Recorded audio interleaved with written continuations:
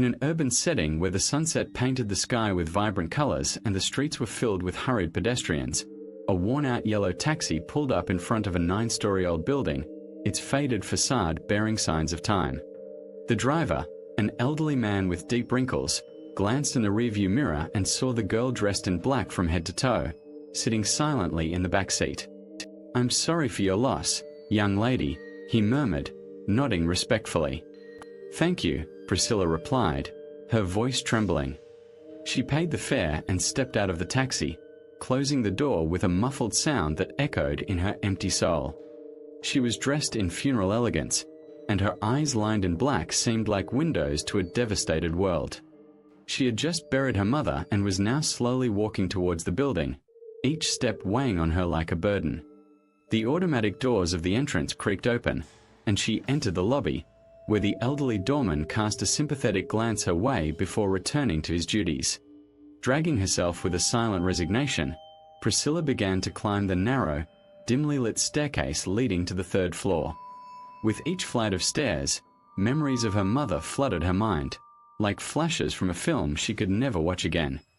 Upon reaching the apartment door, she took a bunch of keys from her purse and unlocked the lock. The door creaked open, revealing an interior shrouded in darkness. Hanging on a coat rack by the entrance was her mother's favorite coat, next to a pair of new boots that Fiona had bought just a few days before her death. Priscilla closed her eyes for a moment, holding back a sob. She had held herself together throughout the entire funeral, avoiding showing any vulnerability in front of strangers. Now at home, she let her emotions spill out in an uncontrolled torrent of tears and sobs. The night passed in a disturbed state of wakefulness, where every moment was a blend of past and present, dreams and nightmares. Upon waking up the next morning, Priscilla lay still for a while, contemplating the emptiness that now surrounded her. She no longer had a father or a mother. They had struggled to give her a better life, but circumstances always seemed to work against them. Her mother Fiona had worked in poorly paid temporary jobs to ensure that Priscilla had a proper education and opportunities she herself never had, but the money was never enough. Leaving the apartment, Priscilla met her friends, each immersed in their own problems and concerns. Elena, her closest friend, immediately noticed her emotional state. "I hope taking an academic sabbatical is the right decision," Elena said, trying to mask the concern in her voice. "To be honest, I'm scared and sad," Priscilla admitted, feeling a new wave of emotion about to burst. Sensing her friend's fragility, Elena quickly changed the topic. "My boyfriend works part-time as a security guard at a restaurant on Avenue Street. They're looking for a waitress. How about giving it a try?" Priscilla looked at Elena, and for a brief moment, amid the tide of despair enveloping her, she saw a glimmer of hope and gratitude. She nodded, a small but significant step in the uncertain journey that awaited her. The sun was still rising on the horizon when Priscilla arrived at the upscale restaurant for her interview. The elegant facade with its pristine glass windows and the restaurant's name engraved in golden letters gleamed promisingly. Elena's boyfriend had already made arrangements with the manager for her to be received that morning, even before the restaurant opened its doors to customers. As she crossed the entrance hall, it was as if she had entered another world. The decor was a study in elegance, with carved wooden furniture, crystal chandeliers, and artwork covering the walls. She had never seen anything so opulent, except perhaps in movie screens during her rare visits with her late father. Seated in the expensive leather chair, clearly belonging to the owner, was a woman who personified authority and class. Samantha, a tall, slim figure in her 40s, was dressed in a tailored suit that oozed sophistication.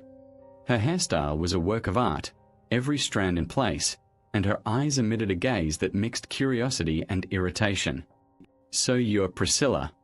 Have a seat," Samantha ordered, pointing to the chair in front of her desk. "Tell me about your previous work experiences." Priscilla swallowed hard. "Well, actually, I don't have any restaurant experience, but I'm a quick learner and willing to work hard." Samantha raised an eyebrow, clearly unimpressed.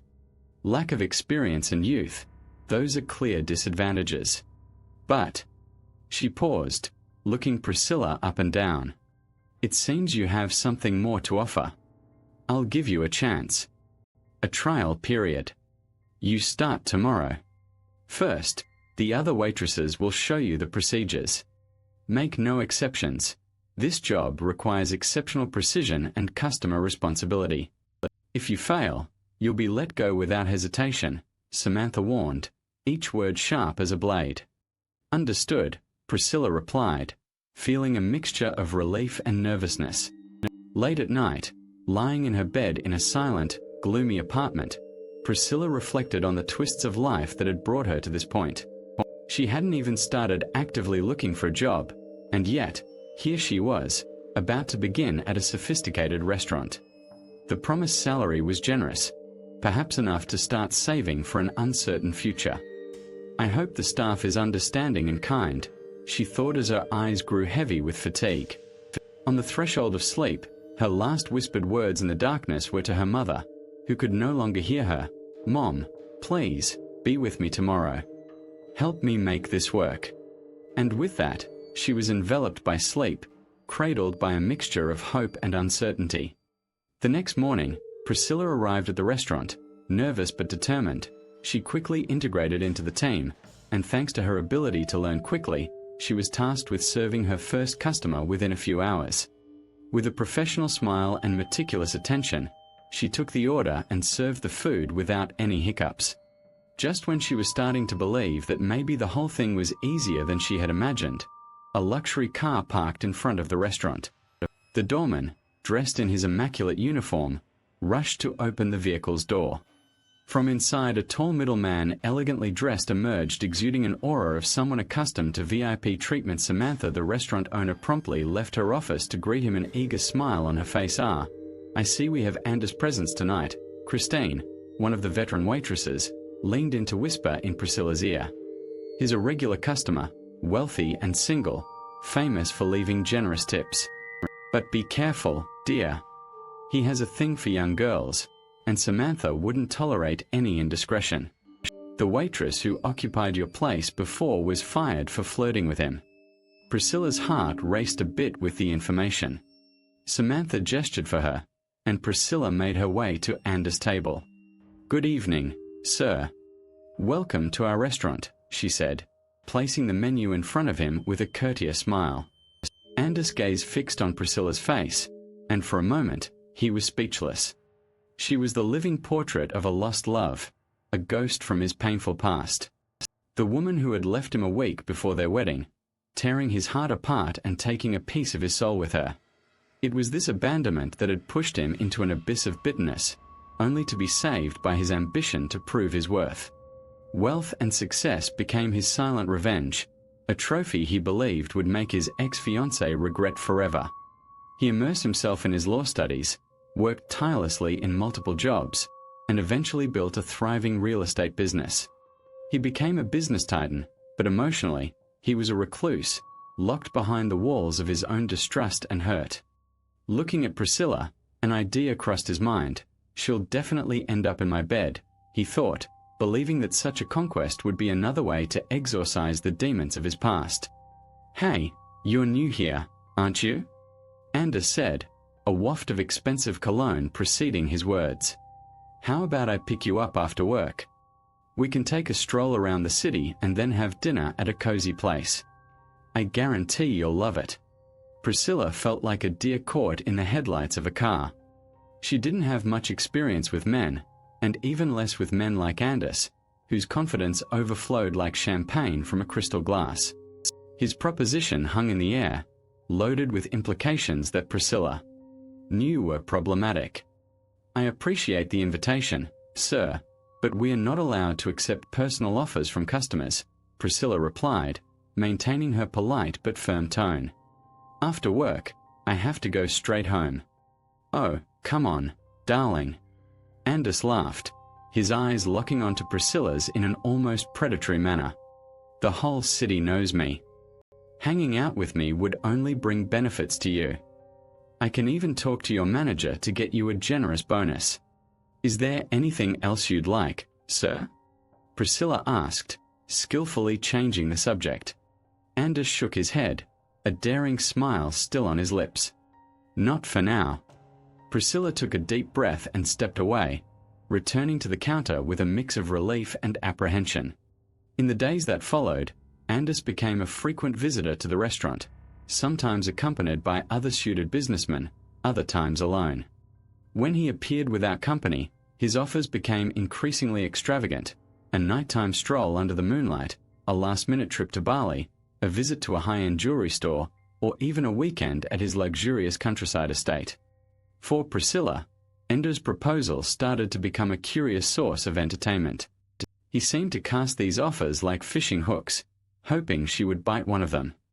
But she stood her ground, listening to each proposal with a polite smile before, gently but assertively, declining. "I'm not interested, sir," she repeated, again and again. And so, in a silent dance of advances and retreats, Anders and Priscilla continued their strange game, a game that, although played subtly, was laden with tension, desire, and the undeniable complexities of power and seduction. Priscilla was already familiar with Anders' story thanks to the whispers among her co-workers. She felt a touch of sympathy for him, which made it easier to ignore his audacious advances and focus solely on her responsibilities. Everything could have continued in this delicate dance of advances and rejections if it weren't for Samantha's intervention. Samantha, the restaurant owner, always closely observed the interactions between Priscilla and Anders. Anders' attention to the young waitress bothered Samantha deeply, fueling a growing resentment against Priscilla. She might as well give in to him at any moment, Samantha thought, watching how Anders behaved more effusively than usual towards a simple waitress. Making her decision, Samantha waited for a few days before taking action. On that fateful day, Priscilla arrived at work as usual, only to be confronted by Samantha, whose glaring look didn't hide her disdain. "Come with me to my office." "Now," Samantha ordered, her voice dripping with authority. Once she closed the door behind them, Samantha launched her accusation, her face tense and her eyes narrowing. "Priscilla, when I hired you, you made me believe you were in a desperate situation. I gave you a chance, even though you had no experience. And how do you repay us? By stealing from us. We conducted an audit, and there's a discrepancy in the cash register. The money was found in your locker. I never imagined you could be so ungrateful." Priscilla, stunned and devastated, felt like the ground had disappeared from beneath her feet. "But I didn't know about any money. I would never steal." "I won't go to the police," Samantha cut in, "not because I feel sorry for you, but because I don't want the name of this restaurant dragged through the mud. I don't want people to think we employ thieves here. You're fired. Get out of here, immediately." Tears welled up in Priscilla's eyes. Samantha's words were like knives, cutting through any illusion that she had found a place where she could belong and grow. The accusation, false yet destructive, left Priscilla in a state of abject despair, questioning the justice of the world and the integrity of those she once thought could be worthy of her trust. Devastated and emotionally exhausted, Priscilla locked the door of her apartment behind her and walked to the couch. The day had been a succession of humiliations and betrayals, culminating in an unjust dismissal. With swollen, red eyes, she pulled a worn photo album from a dusty shelf. It was an album her mother had meticulously organized before her passing, filled with memories that Priscilla often revisited to feel close to her. Sitting on the couch, she opened the yellowed pages, scrolling with her eyes through the smiling images of a family that no longer existed. She longed for the serenity and unconditional love that the photos evoked. As she flipped through the album, a sealed envelope fell onto her lap. It had her name written in her mother's flowing handwriting. Priscilla's heart stopped. With trembling fingers, she broke the seal and unfolded the letter. Her mother's words flowed across the paper, filled with love and palpable regret. When Priscilla read the name Anders, her entire body froze. The universe seemed to have collapsed, reduced to this moment of raw and bewildering revelation. Her true father was not just a prominent businessman in town. He was the same man who had spent weeks making unwanted advances on her. The same man she had learned to handle with forced politeness and a cautious smile. Taking her hands from her face, she looked at a photo of her parents, her mother, and Ottavio, the man who had raised her as his own daughter. "Why didn't you tell me sooner?" she murmured, her eyes fixed on the image. The weight of the revelation made her feel nauseous, filled with a complex kind of shame. The prospect of telling Anders about her true identity filled her with aversion. What could happen after this discovery was an emotional territory she had neither the energy nor the desire to navigate. So, she made her decision. The next day, Priscilla launched into a frantic job search, eager to put both the humiliation at the restaurant and the revelation about Anders behind her. She sent out resumes, attended interviews, and with each rejection, a new piece of her self-esteem was torn away. But she refused to give up. If there was one thing she had learned from her mother and Ottavio, it was that life went on, regardless of the twists it took. Leaving another job interview disheartened, Priscilla came to an abrupt halt as her eyes caught sight of a luxurious SUV parked near the building's entrance. She recognized the vehicle immediately, as well as the man who stepped out of it, holding a bouquet of red roses in his hand. Anders.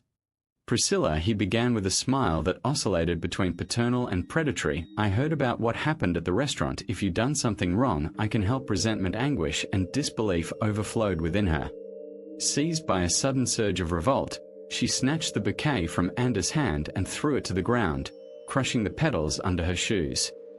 I didn't steal anything. I didn't harm anyone. My mother is gone, and now I find out that my father, my own father, wants to buy me like I'm a commodity. She shouted, tears released like a bursting dam. Without waiting for a response, she ran inside the building. Stunned, Anders remained standing, gazing at the door closing behind her. He waited, gathering his thoughts, letting 10 long minutes pass before following Priscilla. Upon arriving at her door, he hesitantly rang the bell. What do you want? Her voice, still choked with sobs, sounded through the door. Are you Fiona's daughter? The question came out more as a confirmation than a query. Yes, I'm her daughter, Priscilla replied, and after an almost unbearable pause, she opened the door. I found a letter from her. She told me everything. Anders entered, his eyes briefly meeting hers before turning away. Can we talk? Without saying a word, Priscilla handed him the letter. He held it as if it were a fragment of a past he could never retrieve, instantly recognizing the handwriting he had both loved and loathed. It's almost unbearable to know she's gone, and I can never make things right between us, Anders said, visibly shaken. Priscilla, please don't reject me. I didn't know who you were, and I made terrible mistakes in approaching you the way I did. But I want to make this right. I promise. Priscilla looked at him, seeing beyond the successful businessman and the man who had made her so uncomfortable. This was her father. Imperfect, maybe even broken in some way, but still her father. And she knew that, at the very least, he deserved a chance to be better. Let's have some tea, she finally whispered, wiping away the tears that kept trickling down. It was a small step, but a step towards something new. Something that, they both hoped, could become a kind of redemption for both of them.